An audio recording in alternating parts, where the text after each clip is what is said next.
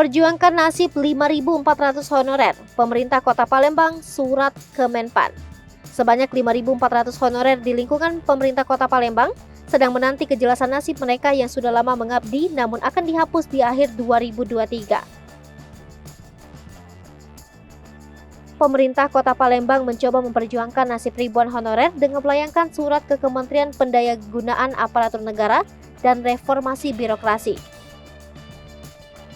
Sekda Kota Palembang Ratu Dewa mengatakan pihaknya akan mengirimkan surat secara resmi kepada Kementerian Pan-RB untuk mempertimbangkan kembali SE tentang penghapusan honorer pada November 2023 tersebut.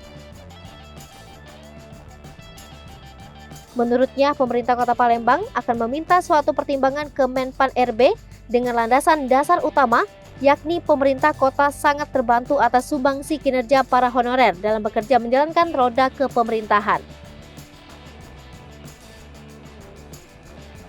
Terkait penghapusan tenaga honorer tersebut, lanjut Ratu Dewa, dirinya juga sudah pernah membahas bersama Wali Kota Palembang Harnojoyo.